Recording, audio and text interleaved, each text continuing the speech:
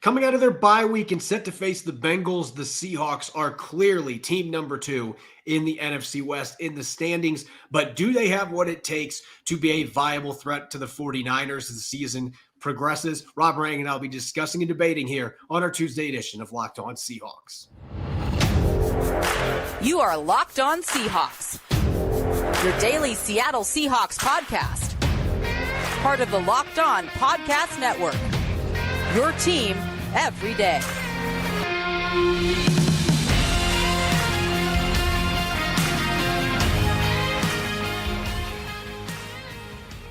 Greetings, 12. This is Corbin Smith, the host of the Locked On Seahawks podcast, your daily Seahawks podcast, part of the Locked On Podcast Network, your team every day. Glad to be joined, as always, by my co-host in crime, Rob Rang. And a special thanks to each and every one of the 12s out there for making Locked On Seahawks your first listen 5 days a week, whether you're listening in nearby Salton, Washington, or over on the other side of the country, north of the border in Montreal, Canada. We greatly appreciate each and every one of you. We are now officially back into game week mode. We're going to be taking a deeper dive into the Cincinnati Bengals, what to expect on offense and defense from Joe Burrow and company. Plus, we'll be dishing out our first quarter report cards for Seattle's rookie class, all their draft picks, and of course, a couple of select undrafted rookie free agents as well. It's going to be a jam-packed episode brought your way by our friends at Game Time. Download the Game Time app, create an account, and use the code LOCKEDONNFL for $20 off your first purchase. Last-minute tickets, lowest price,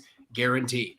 Now for your lead story here on our Tuesday edition of Locked On Seahawks. Even though the Seahawks didn't play this past weekend, they were beneficiaries of 2 of the 3 teams within the NFC West losing their matchups. The LA Rams losing to the Philadelphia Eagles, and the Arizona Cardinals dropping a matchup to the Bengals, the same team the Seahawks will be playing this upcoming weekend. And with that, the Seahawks were able to distance themselves a little bit further from the pack in terms of being able to stick with the San Francisco 49ers, still a game and a half out of first place. But Rob, this really was a tale of 2 different things. We're looking at what the Seahawks were able to watch this week. The Rams looked very susceptible at times. They were playing a very good football team. Obviously, the Cardinals, they're playing hard, but the lack of talent is coming through in a lot of these games where they're not able to finish. So those 2 teams, they're now both under 500. But on the other side of the coin, the 49ers, they look like an unbeatable juggernaut right now. The way that they beat down the Cowboys 42-10 on Sunday Night Football. And one of our listeners yesterday in the mailbag asked, is there a legitimate reason to believe the Seahawks can actually make this interesting with how good the 49ers look? And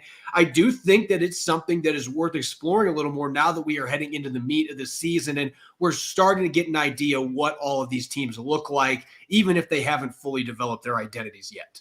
No, exactly. That was the thing. Is that was an excellent question, and thank you as always to everybody who gives us these questions. And I have to admit, I mean, as I said yesterday, I was very impressed with what the San Francisco 49ers have been able to do.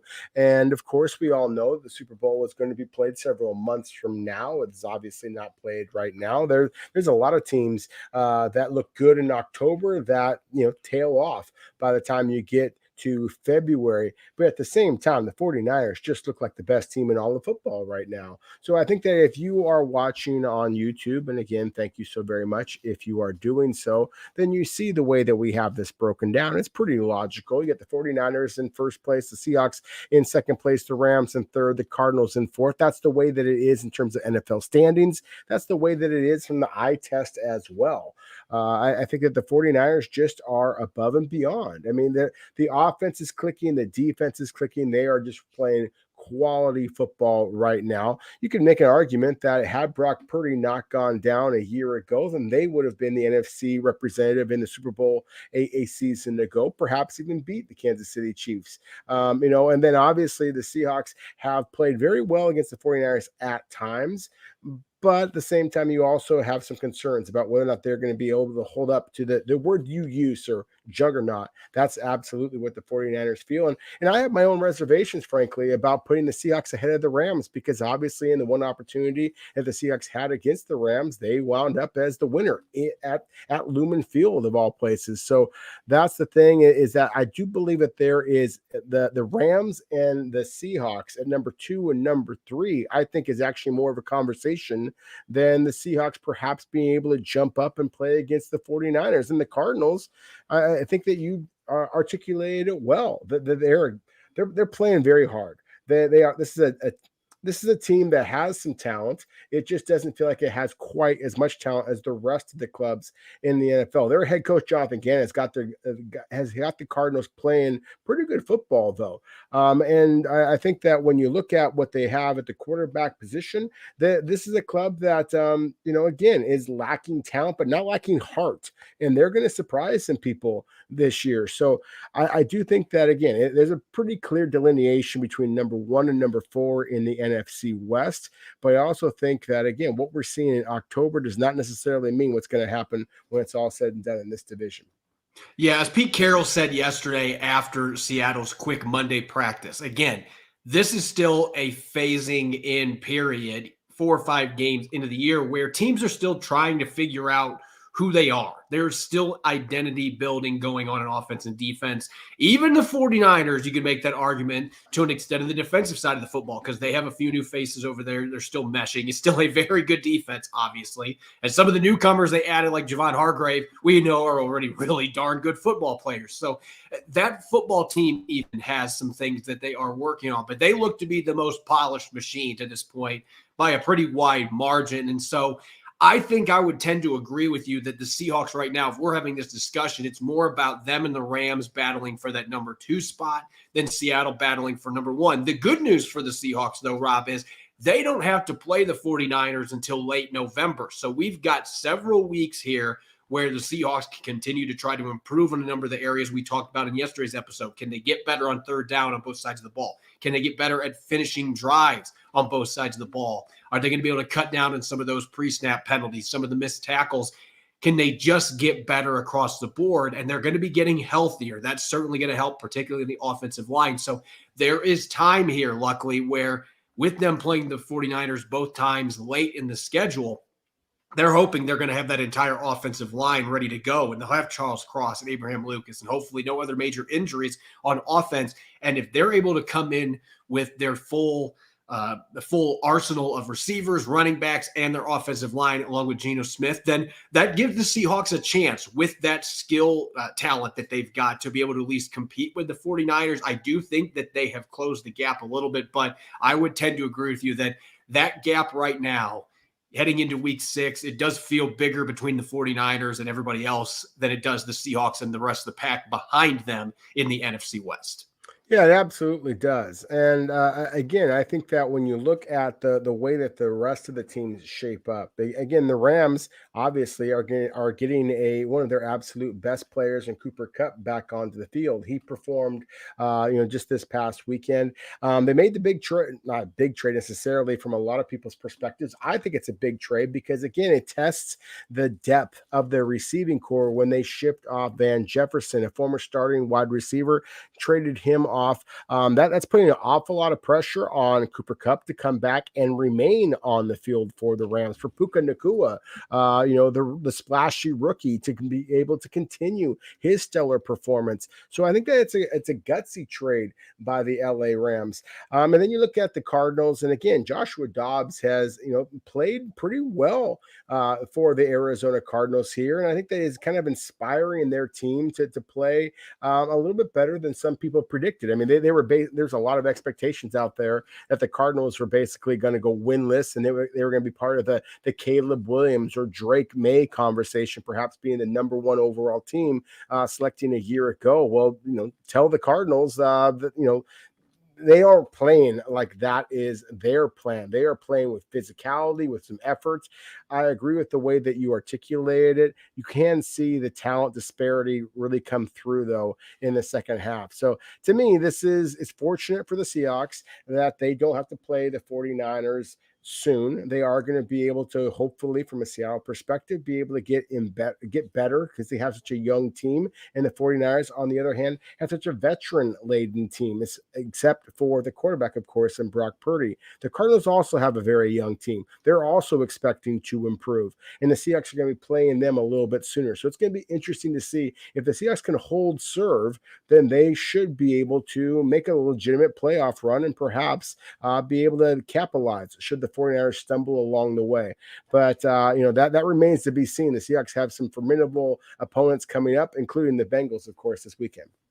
Yeah, these next few weeks are going to be critical because we've talked time and time again about that stretch when they play the 49ers twice. They also have a game against the Cowboys in between those two games, and then they play the Eagles at home after that. That is the 4-game gauntlet the Seahawks have late November, early December. So they want to win as many games they can leading into that stretch because that is going to be really difficult. That's going to be the most challenging part of their schedule, obviously, the 2 games against the 49ers. So if you want to win this division, you want to keep pace with 49ers, you got to keep winning against other teams like the Cleveland Browns, the Bengals this upcoming weekend, their first matchup against the Cardinals. They're going to be coming in to Lumen Field looking for the upset. They've been playing tough all year. So there's no easy games, but the Seahawks cannot afford to slip up if they want to win in the NFC West with how good the 49ers are. They are going to have to be able to keep stride with them by continuing to win until those two teams battle each other twice in a 3-week span. Coming up next, we're going to dish out our first quarter rookie report cards,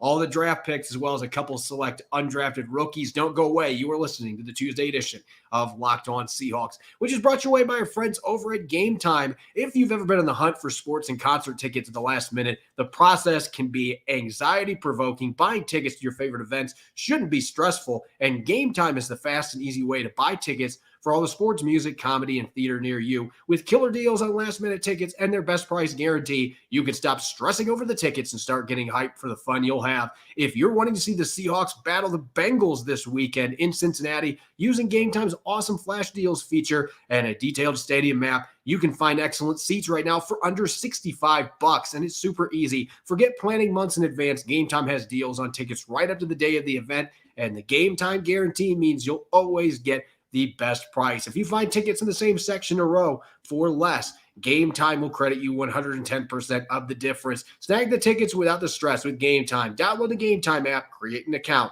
and use the code LOCKEDONNFL for $20 off your first purchase. Terms apply. Again, create an account and redeem the code LOCKEDONNFL for $20 off. Download Game Time today. Last-minute tickets, lowest price, guaranteed. You're listening to the Tuesday edition of Locked On Seahawks. I'm your host, Corbin Smith. A special thanks to all the 12s out there, my co-host in crime, Rob Rang, I can't even say your name today. We both greatly appreciate all the 12s that make Locked On Seahawks your first listen 5 days a week. Make sure to check out tomorrow. Our Matchup Wednesday series returns. We've got Seahawks versus Bengals. A lot of really fun matchups on both sides of the football that we will be diving into leading up to Sunday's game in Cincinnati. You won't want to miss it. Let's get to our final first quarter report card. We've looked at awards. We've looked at positional groups. But we got to talk about the rookies, and it has been another season where the Seahawks have gotten strong contributions from their incoming rookie class, particularly players in the first couple of rounds. There have been a few players that maybe haven't lived up to the hype to this point, but several of these players have done a good job of contributing to Seattle's 3-1 start, most notably top 5 pick Devin Witherspoon, even not playing in the season opener against the Rams. They certainly missed him in that game. He has been a game wrecker since coming into the lineup, defensive player of the week in the NFC in week 4 against the Giants. Witherspoon's been as good as advertised, if not better so far, and he is still getting his feet underneath him just 3 games into his NFL career. Yeah, that's the thing is that, I want to give him an A because what you've seen from him in the 3 games in which he's played certainly deserves an A. It deserves an A+. But the fact that he was unable to play in the season opener against the Rams, the fact that he did give up the long touchdown in his NFL debut against the Detroit Lions, I think that you have to, drop the grade down slightly, but still, he's been absolutely spectacular for the Seahawks. I mean, the fact that he is in only his 3rd NFL game, of course, was voted as the best defensive player in all of the NFL this past week. I think just kind of proves that the Seahawks, made quite an astute decision at number 5 overall, at least over the course of the first month of the season. Yeah, I couldn't give him an A because of that flea flicker that he got burned on in Detroit. And there's been a few missed tackles. He hasn't been perfect, but he's been close. The game-changing plays, the 97-yard interception return, a couple sacks that he's had, getting 13 targets against Carolina, only giving up 5 catches. almost had a couple picks in that game. He has been as good as advertised with that number 5 overall pick. Now, there are other first-round selections. Jackson Smith-Njigba hasn't even gotten to 70 receiving yards yet in the first 4 games of the season. Now, you and I have talked about this a couple times in our mailbag and in other segments, but I don't think all this falls on Jackson Smith-Njigba. I think that some of it's been the offense, the way they're doing things. I think Smith-Njigba's at his best when he's running intermediate to deep crossers. That is where he torched people in college. Those are long developing routes, though, and with 3 or 4 backup linemen in, I feel like that's been something Shane Waldron has been avoiding out of necessity. So I still feel like Jackson Smith-Njigba's got a chance to really turn things around, but I'm giving him a C- right now just because of limited production. You could maybe even go a D because of where the production's at, but again, I don't think all of that falls on the player. There have been schematic things, and he was coming off wrist surgery as well. So I still am optimistic that this kid's going to turn things around, and there have been a few plays where you've seen some of his talent, but we haven't seen them utilize him to his best at this point. Yeah, you just made the argument of why I gave him a C-, or excuse me, a C. It's just because of the fact that I just think that he has played average at this point. Now, sure, the expectations were higher, but the wide receiver that was selected 1 pick after him, Los Angeles Chargers, selected Quentin Johnston. He has not been much more productive at this point. There certainly have been some rookie wide receivers who have been more productive, but at the same time, I think that for all of the reasons that you just articulated, the fact that Seattle's offense basically has had one arm tied behind their back with the 2 offensive tackles struggling with injury, that is absolutely changing the way that Shane Waldron is calling plays. That you're not seeing Jackson Smith-Njigba do really what he does best. Now, I've also tried to mention the fact that I just don't think that this is a dynamic athlete. I think this is a better football player than a dynamic athlete. And that is going to take some time for him to be able to kind of acclimate to the NFL, develop that rapport with Geno Smith. And then finally, the wrist surgery, as you mentioned. So to me, there's a number of factors of why I do believe that when it's all said and done, JSN is going to wind up getting a better grade than what he has currently. But still, at this point, I think that he's been average at best. Let's look at the 2 second-rounders now. One of those picks, the last one coming in the Russell Wilson trade, being Derek Hall, the edge rusher, as well as Zach Charbonnet. The second year in a row, Seattle drafted a running back in the second round. Starting off with Hall, I'm going to give him a B-, and some might say, well, that's kind of a high grade, but part of that is because he seems to be an ascending player these last couple games for the Seahawks. He led the team in quarterback pressures against the New York Giants. With all the sacks they had, he didn't get any of those, but he led the team in pressures. He had 2 big quarterback hits. One of them led to an interception in the fourth quarter for Quandre Diggs. And I've seen some flashes against the run in his limited playing time. So I feel like he's starting to get in a little bit of a rhythm. They've been playing him on both sides of the line, and you can see the motor, you can see the effort, the athleticism. I think his first sack is going to be coming very soon, maybe even coming up this upcoming week against Cincinnati. He's been getting very close. I like what I'm seeing.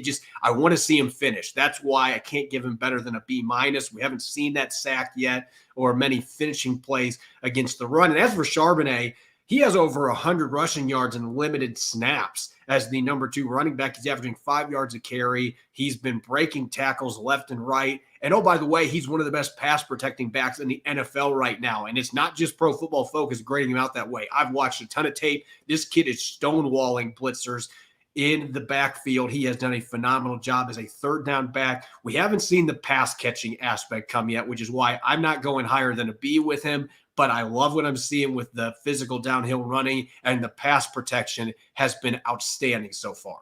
Yeah, it really has. I'll just jump in with Charbonnet just here for a moment. I gave him a B+. I think that he has been spectacular at this point. I think the only reason that he doesn't have an A is because he's not getting much playing time, because you have an absolute superstar playing ahead of him in Ken Walker III. He's been every bit the back that I thought that he would be, and that's why I grade him as number 2 back, not number 3. A lot of people grade him as number 3 back in this draft class. I had him above the Detroit Lions early first-round pick Jahmyr Gibbs because I saw that physicality physicality, dating back to his time at Michigan as well as at UCLA. So I just thought that he was the perfect selection for the Seahawks because they already had a dynamic, make you miss type of player in Kenneth Walker. And then, of course, I think the Zach Charbonnet just brings a little bit more physicality that, frankly, I thought that the Seahawks were lacking in the running game a year ago. I went a little bit lower with Derek Hall. B-, I believe, is actually the exact same grade that you gave, Corbin. And you're right. I mean, the young man right now has 7 tackles. I mean, 7 tackles in 4 games is hard to make an argument that he should be ranked, get a higher grade than this. I just love the physicality that he's demonstrating in the running game. And I agree with you. I think that you're going to see him finish off some of these pass rushes pretty soon here. Yeah, I think that he's a kid that in the second half of the season, and I know that we still have 13 games left to play, but I think as the year progresses, he's going to be one of the rookies that really takes off because we have seen those splashy plays. Now, with the day 3 selection, Seattle once again has had several of these guys contribute. I want to start off with one of my highest grades that I have for this entire draft class so far, and that is Anthony Bradford, who has been thrust into action in 3 of these first 4 games. And Rob, you and I, normally we are not this in sync with grades, but you and I both gave a B+ for Anthony Bradford. And I just love the physicality that I'm seeing from this guy. And Leonard Williams, he was getting underneath his skin last Monday night. And there's a reason that there was some post-snap, post-whistle theatrics going on out there where Williams is coming after him because he didn't like it that this rookie was owning him in the line of scrimmage, and that's what's happening. He was driving him off the ball. He did it on one of Ken Walker III's touchdowns. He's been really solid in pass protection. He's getting better every game he's out there. And Phil Haynes, he better get back in the lineup because right now Anthony Bradford's thinking, I want to play. And even Oluwatimi, the 5th-round pick, I'm giving him a B. He hasn't played a ton of snaps, but no pressure so far in pass protection. He had a nice block in the second game of the season that sprung Ken Walker III for a touchdown. So both these rookies with the ability to get in the line of all these injuries, they've taken advantage and they've played pretty well to this point. They really have. And you said it. I mean, they both were pushed into the starting lineup because of injuries. And so maybe that's part of the reason why we're giving them these lofty grades. I agree with you. I gave B+ to Anthony Bradford, a B for Oluwatimi.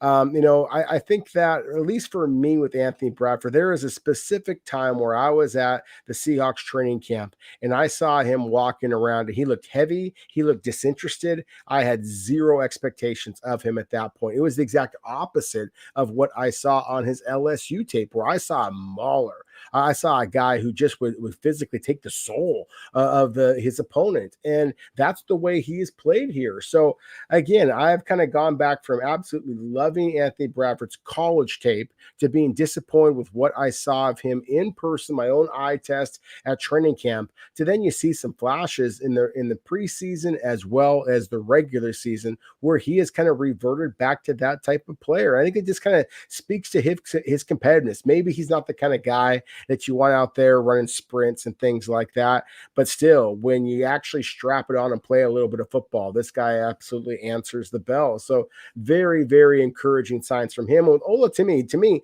he has just been exactly what we all expected, basically. I mean, this is a 5-year starter at the college level. Was the Remington Award winner. And so again, you kind of expected him to be able to come into the NFL and be successful. If Evan Brown had not been playing as well as he would have, I think that Oluwatimi would be starting for the Seahawks and playing pretty damn good football if the Seahawks needed him to do so. Now, let's real quick look at the 2 players where we had the biggest discrepancy in terms of grades. Now, we're not going to give grades for Kenny McIntosh or Mike Morris, even though Morris did play in a game.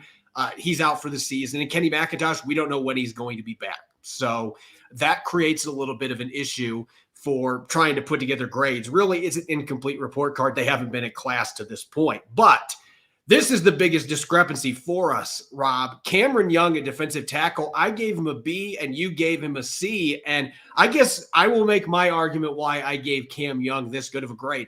I have loved the effort that I have seen from this kid in every game he's played in. It seems like he has taken it up a notch. And he almost had a 12th sack for the Seahawks in that game on Monday night. And if he wouldn't have been held, they didn't call the hold there, it probably would have been a sack on Daniel Jones, but he has been flying all over the field for a 320-plus pound defensive tackle. I've seen him go down the line towards the sideline and help make plays. I've seen him rush the passer way better than I thought he was going to. I've got 4 pressures for him already this year. So I've been very encouraged, and considering that he missed the entire preseason, really, for him to come out and play the way that he has. He's held up against the run as well.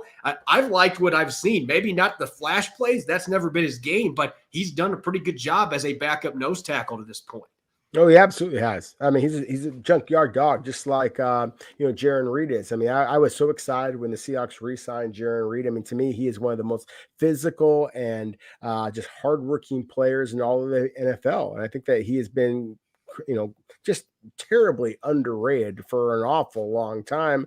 And again, I saw the same kind of thing with Cameron Young. So maybe this is, again, it kind of goes back to my expectations. I thought that he'd be able to come in and be a productive football player. I guess I'm just not surprised that he is playing well when given the opportunity. I thought that he had a chance to be Seattle's starting nose guard when the belief was that Jaron Reed was going to be playing outside at that defensive end position. Instead, the Seahawks wound up signing Mario Edwards Jr., of course, moving Jaron Reed inside, and the rest is history, as they say. But I am not surprised at all that Cameron Young is proving to be a big physical presence in the middle for the Seahawks. He only has the 4 tackles at this point, so he doesn't have eye-popping numbers, but the Seahawks right now are ranked, I believe, 2nd or 3rd most, the most physical and most, and I can't think of the word I want to use. In terms of the running defense, they are absolutely not allowing much yardage per running attempt. And I think that the rookie, Cameron Young, is a big part of that because, again, he is as broad and as strong as he is. He is just kind of playing that role that I think that he is physically very well suited and mentally very well suited to perform at. And the other draft pick, the other pick the Seahawks made on day 3 that we're going to give a grade out for, I gave a B+ to Jarek Reed. And the reason that I gave him that high of a grade, he's actually been getting some snaps in sub packages on defense, but he leads this football team in tackles on special teams by a very wide margin. Right now, he's got 5. Nobody else has more than 2. And he had that huge hit on Khalif Raymond in the Detroit game for no gain on a punt. And he's had a couple other really nice tackles. I've been encouraged by the limited snaps he's had on defense as well. Clearly, the Seahawks have enough confidence to put him out there with some of the injuries they've had. So I think he is, considering expectations and how he started the preseason off, he's really built off that finale against the Packers. And I thought that I feel like he's looked pretty impressive for a 6th-round pick here early in the season. We'll talk some undrafted free agents down the line, but we need to get to the Cincinnati Bengals. Up next, we're going to be looking at some X's and O's, some personnel stats behind enemy lines, what to expect from the Bengals on offense and defense. Don't go away. You're listening to the Tuesday edition of Locked On Seahawks, which is brought your way by our friends over at FanDuel. Get ready for Week 6 in the NFL with incredible offers from FanDuel, America's #1 sportsbook. Right now, new customers can bet $5 and get $200 in bonus bets guaranteed. If you've been thinking about joining FanDuel, there's no better time to get in on the action. The app is so easy to use. There's a wide range of betting options, including spreads such as the Seahawks being a 3-point underdog, getting ready to face the Bengals this weekend. Player props such as Geno Smith's MVP odds, over-unders, and much more. So visit FanDuel.com/LockedOn and kick off the NFL season with an offer you won't want to miss. FanDuel, official partner of the NFL.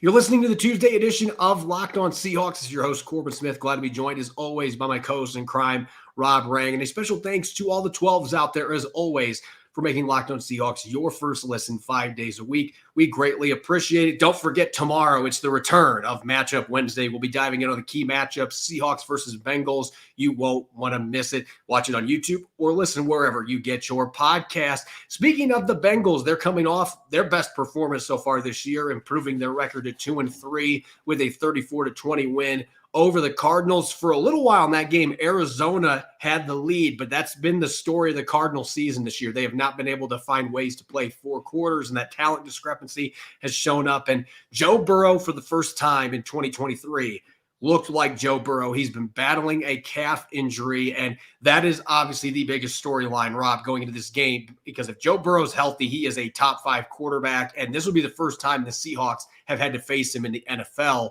Certainly going to be a challenge for the secondary and for the pass rushers trying to get after it.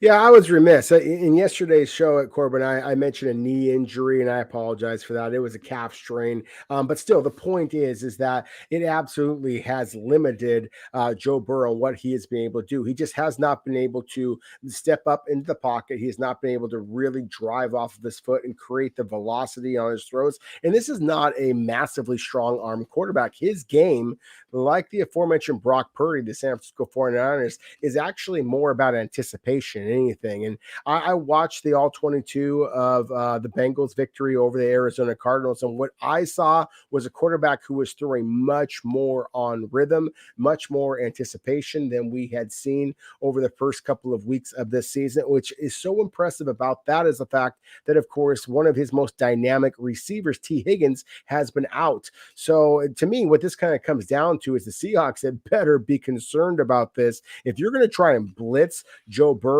then you would better get home, because again, he is anticipating the holes, the windows. He's got an absolutely dynamic receiving trait. Even if T. Higgins is not on the field, Jamar Chase and Tyler Boyd are absolutely spectacular players. And again, when we get down to the conversation here as far as the matchup Wednesday, Jamar Chase, of course, is going to be one of the headlines that we absolutely have to focus in on. His ability to spin off of would-be tacklers, to me, is one of the biggest concerns of where the Seahawks have. They've been impressive, in my opinion, so far this season, but it is one of the big tests that they're going to have to be able to master, ace in this performance, or this game against the Cincinnati Bengals, or they could wind up leaving Ohio with another loss.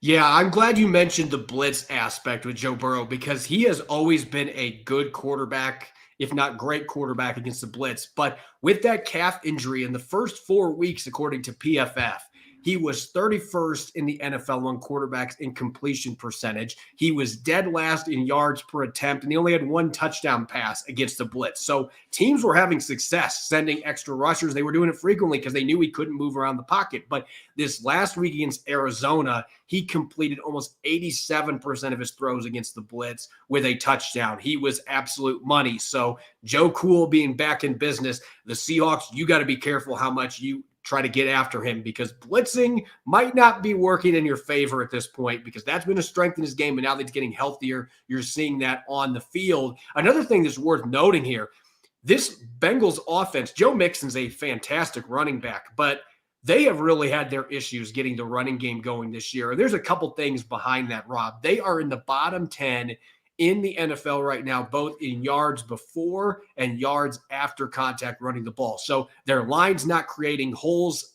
Joe Mixon and company are getting hit earlier than most teams when they have the ball in their hands. They haven't been able to create much after. They're 18th in run block grade for Pro Football Focus, 23rd in run block win rate. So I think the line has been the biggest issue. This is not a line that has been built to be mauling and physical at the point of attack. They have tried to build this line to be able to protect Joe Burrow, because that is the bread and butter for this offense. And there's a reason that they are 3rd in the NFL with 69% pass rate on first down, and they play wide open, 80+% shotgun reps, mostly at 11 personnel with 1 back, 3 receivers, and a tight end. They are looking to be aggressive with the passing game, and some of it's been because that run game just has not been there for them this year, at least consistently. Well, I would push back on that just a touch. We talked about this, prior to recording here. I think that part of that, Corbin, is the fact that just who they've played at this point. They played a Cleveland Browns team in the rain in the opener. They played Baltimore Ravens, who of course have a formidable front. I don't care what the statistics say; they are still formidable. They played Tennessee Titans, and they played an LA Rams team, of course, that beat the Seahawks at Lumen Field. So as well well as the Arizona Cardinals, of course, when things really got going better for them. I think that the statistics are a touch misleading. Pete Carroll talked about this before. Teams are still trying to get an identity. Now, are the Cincinnati Bengals a dominant running game? No, they're going to focus in on Joe Burrow and that dynamic passing attack. So I think the statistics make sense here, but I do think that we have to caution ourselves too much into just believing that this is a Bengals team that cannot run the football. They have played a pretty fearsome set of fronts so far. The Seahawks might be the most fearsome. Statistically, the Seahawks are the best front that the Bengals have played to this point. I'm just curious to see if those statistics for both the Seahawks and the Bengals actually play out this Sunday as well. Yeah, this is going to be a good litmus test for both teams. Yeah. And as we've talked about, it's been 4 games, but there's still that little bit of reservation. Are the Seahawks going to be able to hold up long-term against the run? Are they going to be able to play against teams like this that have such a great passing game that it could open things up for the ground game? And Joe Mixon, again, is a very good running back. Just hasn't had a lot of help from his offensive line so far. So that's going to be interesting to watch going into this game. Now, on the defensive side of the football, the Bengals have been aggressive just as the offense has been throwing the football. They have been aggressive getting after the quarterback. Now, the blitzing percentage, they are 7th in the NFL right now in blitz percentage. That hasn't necessarily paid off with pressures. They are in the bottom third of the NFL in pressures. So that's part of the reason they've been blitzing as much as they have been. They have not been able to get home consistently like they have the last couple of years with players like Trey Hendrickson, though he had a big game in Arizona. That might have woke up too in the desert. The Seahawks may be dealing with a front line that's starting to figure things out as well. There's a lot of talent there, but they've been using players like Logan Wilson and Jermaine Pratt at linebacker. They've been blitzing those guys a lot, and both of them have been effective. They've also got a really good second-year safety in Dax Hill, who has the ability to come up and blitz. He can drop back. He is a do-it-all safety. Hilton in the slot can blitz and has a history of being a really effective slot blitzer. So the Bengals have a lot of talented players in their back 7 that can get after the quarterback blitzing. So Geno Smith, the offensive line, whoever's out there this week, they're going to need to be prepared because the Bengals are going to bring pressure from a lot of different places, in part out of necessity. Well, out of necessity, I think because they are just having an aggressive mindset. And again, they've been trying to protect the offense that obviously has been struggling with some injuries, the quarterback and the wide receivers. Trey Hendrickson, to me, is really where this kind of game starts and ends in terms of Seattle trying to hold up in terms of the pass rush. We'll talk more about that on Wednesday's matchup.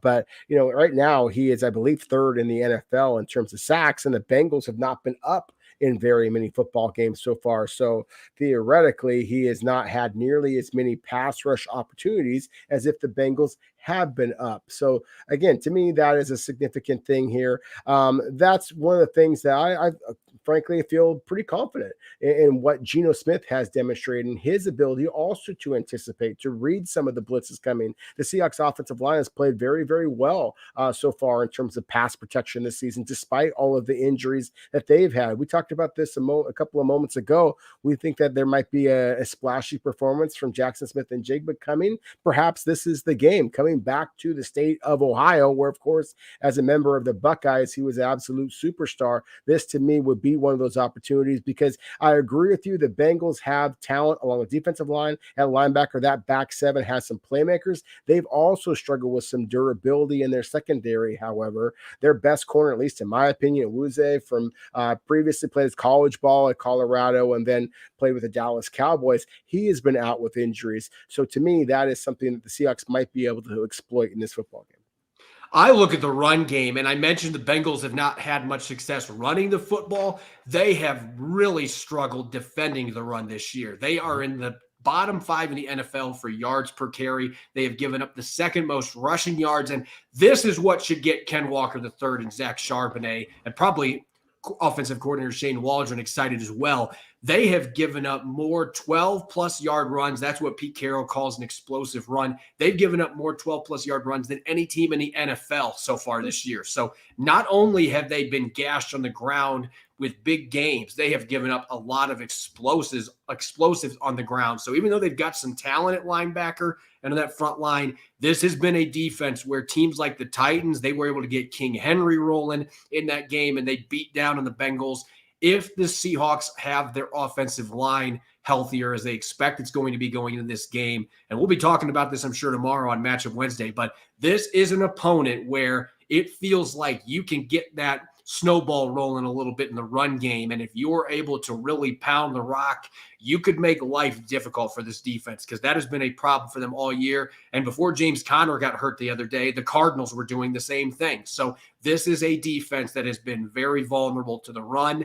And I think that is going to be something that's going to be crucial for the Seahawks heading into this football game. As always, you can follow me on Twitter at Corbin Smith NFL. You can follow Rob at Rob Rang. Subscribe and follow Locked On Seahawks on YouTube and wherever you listen to your podcast to make sure you don't miss a single episode. We had a perfect segue there to cap things off. It's Matchup Wednesday tomorrow. Rob and I will be dishing out our thoughts on key matchups, positional battles on offense and defense for the Seahawks and Bengals. You'll want to make sure to be tuning in. Thanks for joining us and enjoy the rest of your Tuesday. Go Hawks.